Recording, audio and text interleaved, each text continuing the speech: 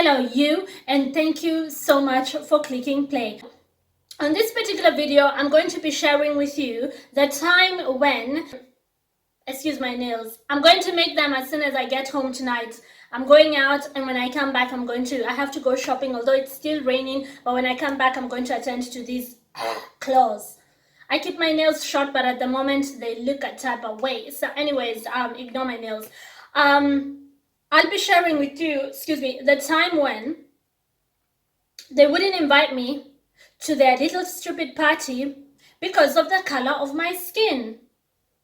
What? So, there was a time when I was living away from home. And when I say home, I don't mean home, back at home in Kenya. I mean my house right here in Austria, my man's house. We were staying apart for about 2 months or so, 2.5 or thereabout, because I got work in a different town. So I had to be there and I had to get a rental there. And my husband would visit me every other week, but I wasn't there very long. And it was just basically for that one work contract. And then I got back home. Again, when I say home on this video, I mean my place in Austria and not back at home in Kenya. So while I was staying in that place, I don't know if you guys know the history of Austria.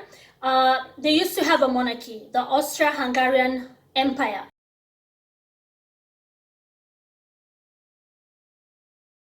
Maria Theresa, Franz Joseph. If you've heard of these people, then you know what I'm talking about, where Austria used to be, just like the UK, a monarch, and it was much bigger than it is right now. There were more countries that were the Austro-Hungarian Empire. Austria is now pretty small because they lost wars, but it was much bigger. Part of Germany was also Austria. So that's the reason why there are a lot of castles in this part of the world. Not only Austria, but also next door, Czech Republic. There are a lot of castles, medieval castles. And that's because there was so many, there were many, not only royals, but aristocrats back in the day. Like there was a lot of powerful families, you know, the nobles. And so they had a lot of old castles, and they, like, if you served the king or the king's court, you were somebody important, you got a gift as like lands with a castle and maids, servants. And they also have a lot of like old medieval villas that were owned by very rich nobles and aristocratic families. Now times changed, the monarchy got abolished, the people revolted, and there was no monarchy anymore. And a lot of these families, like my husband normally says, they abolished the monarchy, but they did not necessarily abolish the royals, meaning that the people still lived on. So up to today, there are people in Austria who can trace their bloodline to the time of royals. For instance, this family, it's a modern family in Austria today. If you look at them, they just look like ordinary wealthy people. But if the monarchy had not been abolished, the guy on the far left in a tuxedo would be the king today. So they still exist, only that the monarchy was abolished, right? So basically, these people still exist, even though they are not as wealthy, anywhere as wealthy or rich as they used to be back in the day. So they might not be wealthy, but don't dismiss them too fast, because they are still, in a sense, very influential in the EU, in the European Union. I've had stories of like people who can trace their bloodline hundreds of years back, being like core decision makers, giving advice to politicians. Like they can trace their ancestry centuries back, and they are sitting in parliament as advisors. So just briefly, back to the same guy I talked of earlier, Karl Thomas, Robert Maria, Franciscus George Barnum. You can check him out. He would be king today if the monarchy had not been abolished. He'd probably be king today. And he's not like just a member of the general public. He used to be in the European Parliament. He was a member of Parliament in the European Parliament. And of course, he uses his normal citizen name, which is Karl Habsburg Lothringen. He doesn't use his title. But basically, like my man normally says, these people are still influential. They abolished the monarchy, but not really the royals. These people advise members of Parliament. These people still, pull the strings from behind the scenes. They still have influence and power. So that's a good example. So in a way, these people are still pulling strings from behind the scenes. They might not be as rich or wealthy and famous like they used to be, but they're still quite powerful, politically speaking. They're still in decision-making circles. This guy, for instance, I find to be very interesting. His name is Count Ferdinand Leopold Joseph, and he's from the same royal house, von Habsburg Lothringen. So they call him Count Ferdinand Leopold Joseph von Habsburg Lothringen. He went ahead to marry a Sudanese national. Her name is Mary Nyanut Ringmacha, who he met in my country, Kenya. Isn't that something? The world is such a global village. He met her in Nairobi, just like I met my Austrian husband in Nairobi, and they went on to get married. Although she grew up in Kenya, her family is originally from Sudan, and they went ahead to have some beautiful children together. So if the monarchy was still alive and well, these would be princess and princesses. Very interesting.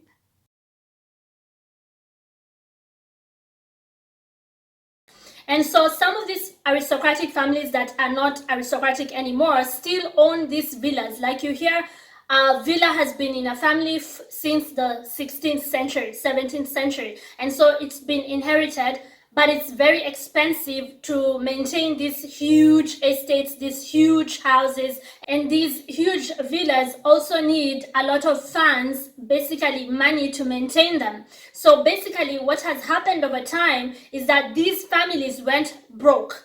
Not broke, but they are broke in a sense. So what they do is they turn a lot of these old castles and villas into rentals, sort of like Airbnb. Here's an example of an online ad. They tell you it's built in the 16th century. They tell you there's a hunting lodge, and later on you'll have a stately family seat in a big dining table, that you have the castle to yourself. There's wellness and health facilities. Some of these castles come with the whole princess experience of like servants for the night and that kind of thing. Here's yet another ad. They tell you rent a castle or palace, and they also go ahead to tell you for what sorts of events, weddings, TV productions, and such sort of things. So basically it's a nice experience because you get to live like royalty for a night or for a week, and that's how they make their money these days, by renting out their castles or their huge houses and villas. Where if you want to have that princess experience where you stayed at a castle, they market them out there, and tourists with a lot of money from Asian nations and especially from the States fly out here and stay in those places because you get to live in an actual castle or an actual villa. And so that's how they make an income, by like renting out these villas and old houses that have been in a family for centuries. And basically they are not rich people. The people who own them today are middle class people. They just earn an income from basically the Airbnb model, right? And it's not only modern people who can trace their lineage to like noble families or aristocratic families. It's also some royals. They are not as wealthy as their ancestors used to be. So even some royals rent out their castles, which have been in the family for hundreds or thousands of years, and that's how they make an income. They actually have normal jobs as doctors, as lawyers, working in private businesses, because they don't get the type of money that they used to get back in the day, so to speak, where peasants would give money to the royals for just being, I guess, royals, right? We don't live in those days anymore, so they have to devise ways of making money. It's not only the aristocratic families or noble families, but also some royals are broke. Not in like not broke, but you get what I mean, right? So I stayed in one such villa where it's huge, it's beautiful, it's by the lake, but as much as that sounds fancy, there was nothing particularly fancy about it because it was shared accommodation. I could not afford to have the whole thing. It had 5 floors, and so you got 2 rooms, and we had a common area, like a place where we could do our laundry, and then on the other side of the common area we could watch some TV, or like if you wanted, you could have your own laptop or whatever in your room so you can watch TV on your computer. But if you wanted to be amongst other people also renting, you would sit in a common area. Or if you wanted to do laundry at home, maybe your home is not very far from that town. Everyone had 2 rooms, and then you got a toilet and bathroom, so that you didn't have to share. But I never used to use that laundry just because I don't want my clothes inside where everybody else's clothes have been. I don't know. So I used to take my husband would come, like I say, and then I'd put all my dirty laundry in his car. He'd take them home, launder them in our washing machine, and then bring them. And I knew I was only going to be there like 2.5 months, so no big deal. By the 3rd month, I'm out of there, so it didn't really matter. But that's how I used to do my clothes weekly or every 2 weeks. So one day I'm in the shared kitchen, I'm making myself, because I remember it was about, autumn was coming to an end, or like the Americans call it, fall. Why do they say fall? Because Americans, they saw leaves falling from the trees and they said, fall. Autumn was coming to an end. Hi, shout out Americans, how are you? You're the ones who watch me the most. I looked at my statistics, my analytics, and I saw the people who watch me the most, Americans, and then the UK, I guess because I speak English, and then, or I don't know why, and then third was Germany, and even though I live in Austria, Austria was like number 7. Hallo, wie geht's? Wie geht's euch? Was ist los? Austrians, you don't watch me? So anyways, thank you Americans for watching me, and yeah, I like to make fun of you from time to time. Sorry about that. I was in the kitchen. It was about the end of autumn, right towards winter, and I had some commotion at the front door. I was in the shared kitchen, and I went to check, and I saw that there was a young man who was moving in. He was actually on my floor. He was going to be on the 3rd floor because we had 2 empty rooms up there. So he was here because of work as well, and he's not from Austria at all. He does not live in Austria, and I had just, bags, blah, blah, blah, blah, blah, blah. And then I had some talking. There was this taxi driver, just, dropping him off and helping him with the bags just to put them at the front. And we had we had a lobby, but there was no receptionist or people working there. You had to figure your stuff out. You had to figure yourself out. And because this is a very old house, there was no lift, or like the Americans call it, elevator. There was no elevator. You had to go up. You had to go up a flight of stairs, and these are like, old staircases. So it was a lot of work. Just sometimes I didn't go to the kitchen just because like I would make food and just take it to my room just because I don't want to go back down, because it was like, a bit hectic. So I hear all this commotion, and I go outside, out from the kitchen to check what's going on. The taxi guy left him there, and then I could hear, thank you, blah, blah, blah, blah. And I see someone who looks like me. So I see this young man who looks like me, and I'm so pleased. Like, I don't know if any of you has lived in a country such as Austria, where there is less than 5% black people, and even especially in such areas where the old castles are at, you never see people who look like you. I don't know if you've experienced that feeling of like thinking, where did black people go? Because everybody does not look like you, including your own husband. I mean, there's a whole white person who walks around my house. He's in the kitchen, he's in the washroom, he's in the TV room. Help! and there's a kind of isolation that overcomes you, and over time you miss seeing people who look like you, or at least there's some kind of safety that comes with seeing people who look like you. I don't know if any of you has experienced that. So I go out and I see someone who looks like me, even though he was not black, he was brown. And when people say brown, they mean Indians, Arabs, mixed people, you get the drill.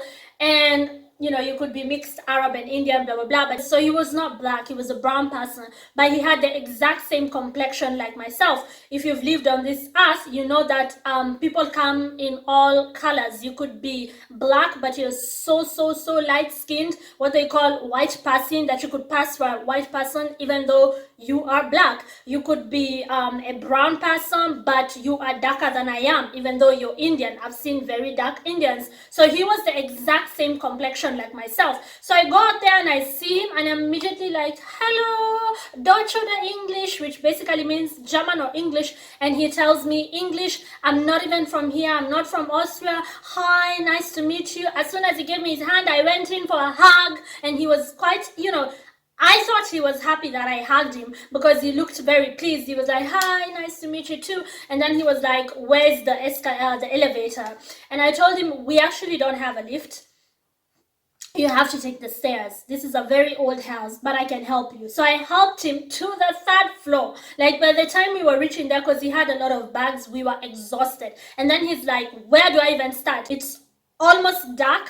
A lot of shops are already closed. He doesn't know the area. So I'm like, what is the immediate thing you need? And he's like, toilet paper. He's like, soap. I need to clean myself, because you only got the room and then you had to like buy your stuff. And I need to unpack, but I can do that tomorrow. Like, this guy was literally from the airport. He was literally tired from the airport. And he's like, and I'm starving. So I was like, okay, toilet paper I can give you, soap I can give you, do you have toothpaste? He's like, I have toothpaste, but I'm the idiot who forgot to get a toothbrush. I'm like, I have an extra toothbrush that is unused. What's the next thing? Food I can order for us online, because I'd been there for some time, so I knew how the town operated. And I mean, it's winter, he's not going to go out in the snow in the dark. So I sorted him out for that night, and he's like, and I need to charge my phone. So he didn't have a charger, he needed to go buy one. Nothing is open. So I took my charger, thank God it fit. He didn't have an iPhone. I've never owned an iPhone. Maybe it's time I finally bought an iPhone, because I've been too loyal to Samsung brand and I get nothing out of it.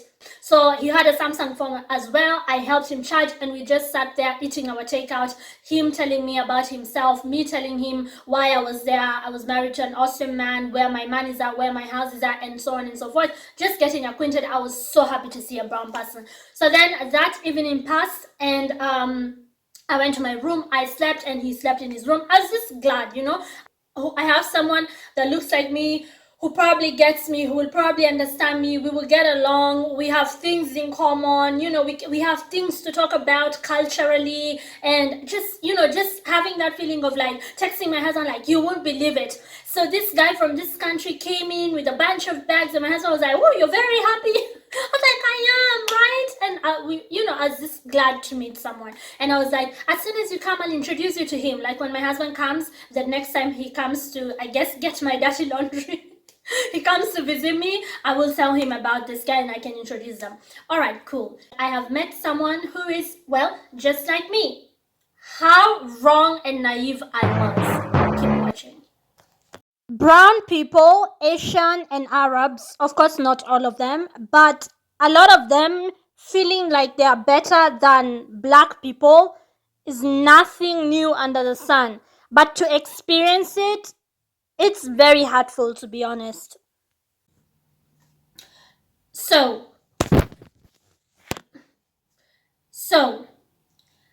we were not the only people in this medieval house or this villa. We were not the only people there. There were other people, and they were all white. Like, this was a 5-floor sort of villa. Like, this was I'm counting the attic as a floor, but there was nothing there, just an old sauna. And then on the 4th floor there was people, on the 3rd floor there was us guys, in the 2nd floor, and then the 1st floor there was like amenities there, but nobody used them because there wasn't really anybody working there. So like, there was a pool table, there was a bunch of stuff, and a few people lived there. And then there was the cleaner who also lived on the first floor, and on the ground floor, the kitchen area, the cleaner didn't come there. We had to do our own cleaning. So if you cook, you clean your own stuff and blah blah blah. Anyways, it was a nice place. There was nothing, you know, special about it. It felt like boarding school or something, but it was convenient for what I needed at that time. It was just, you know, walking to my place of work and walking back, and I loved the lake view, so it was fine.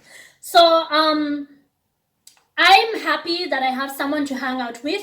But the first thing I started, like, these are the red flags, right? The first thing I noticed is that he changed his tone when he talked with, maybe this will sound silly, but when he talked with white people, he changed his tone.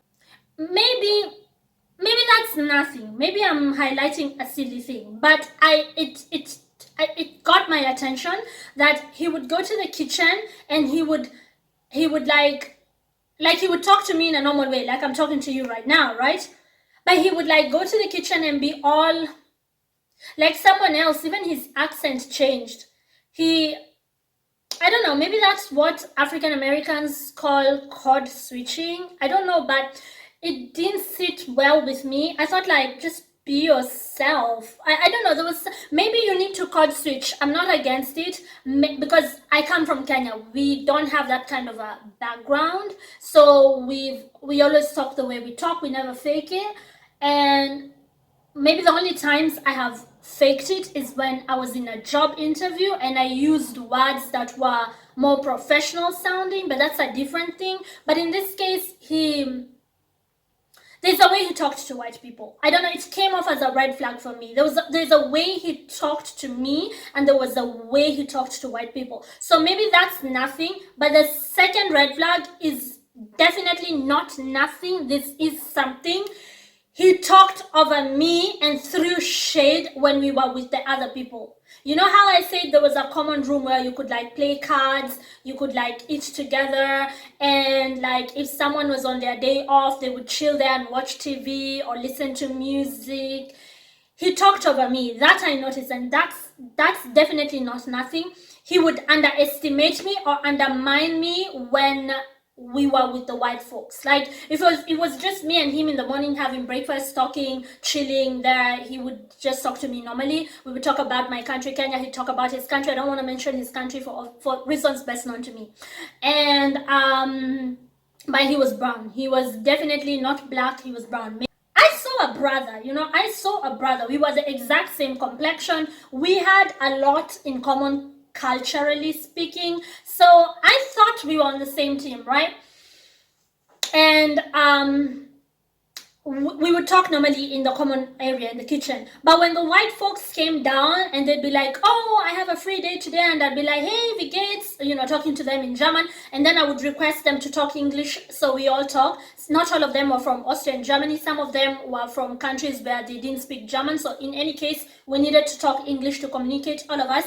He would start talking over me. He would start being extra and throwing shade and undermining me. That I noticed. But I still gave him a chance because it's a brother, you know, it's a brother, right? So my husband met him when he visited me. And my husband was like, I don't like that guy.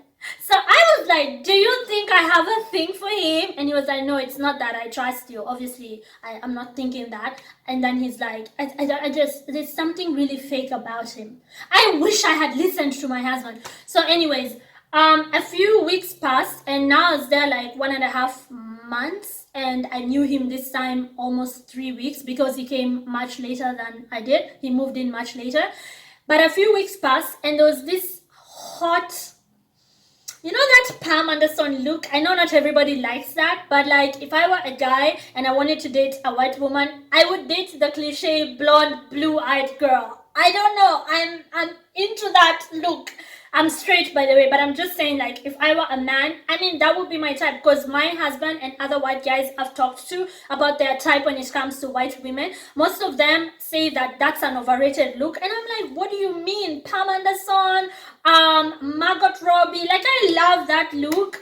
And my husband is always like, brunettes are way hotter. Or like, my husband's friends will be like, I like me a redhead. You know, like, I don't know, people say it's an overrated look. For me, that old school hot white chick is still my type. Like if I were a guy, I'd go for that. So this typical cliche hot look of what a hot white woman should look like moved in, and she was a sweetheart. Like I've always sensed that Pam Anderson is also a sweetheart. That's not to say all blonde, blue-eyed, hot white chicks are sweethearts. Obviously some of them will be mean girls.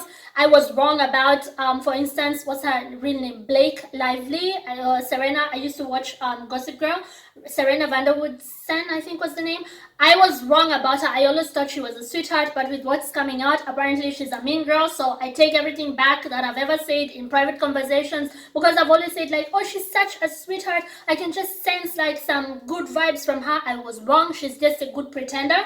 But Pam Anderson is a sweetheart. I can tell, like, she's your typical girl next door, beautiful Canadian woman, you know, like just a typical like chick who has no problem with anybody. I can just sense that energy. And this chick who moved to our floor because someone was done with the room. These are rentals, and someone had moved out, and then she moved to our floor. Like from day one, me and her clicked, and she was the typical hot blonde, blue-eyed girl, like really beautiful woman.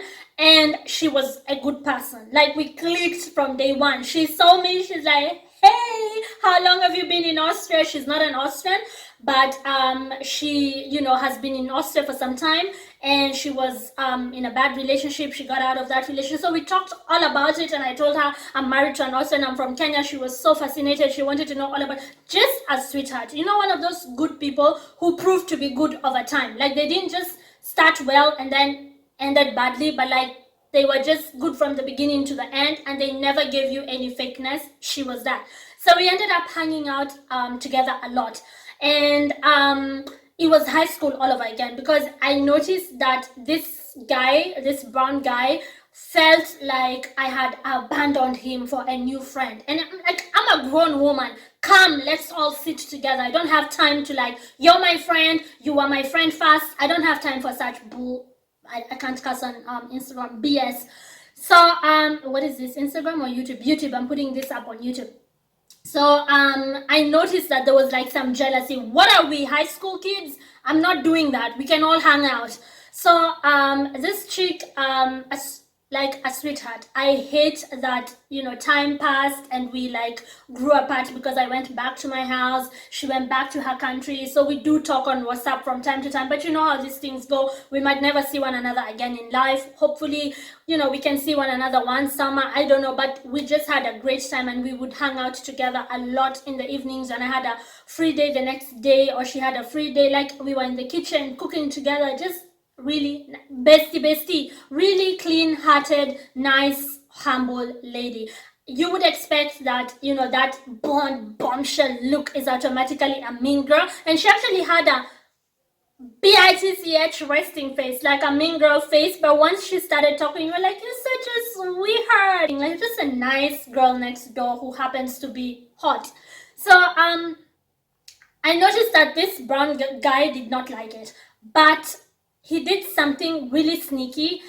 He threw a party because he said that he was going to leave soon and we should go all be in the common area for drinks and have a good time together and have a party, blah, blah, blah.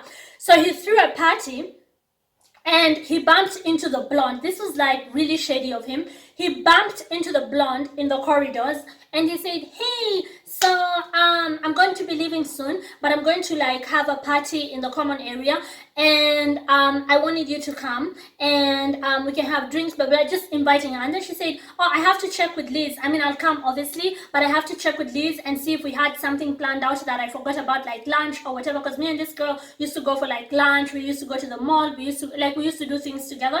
So she's like, I'll ask her what's up, and she had a car. Oh, I loved that she had a car, because now I didn't even need my husband to come drive me around if I wanted to go somewhere, because she would drive me around. Thank you, men, for being so good and so supportive, taking our dirty laundry, driving us to the mall, taking us back home, carrying our groceries. We don't take it for granted. But now I didn't need my husband that much. I just needed to see him for like a little smoochy time, and he can, well, go away, because I had a friend here. So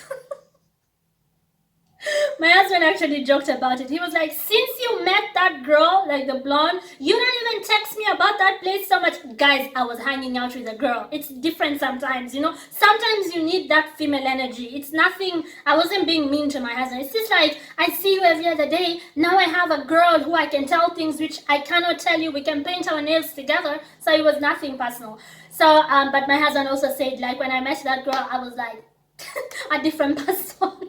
And then, yeah, I went back home, obviously, to my man. So, she tells the brown guy, I'm avoiding like mentioning names. She tells the brown guy, so let's just call them Blondie and brown guy. Blondie tells the brown guy, I have to check with Liz because maybe she had other plans. The brown guy says to her, like straight to her face, I didn't want to have to say this, but Liz is not invited.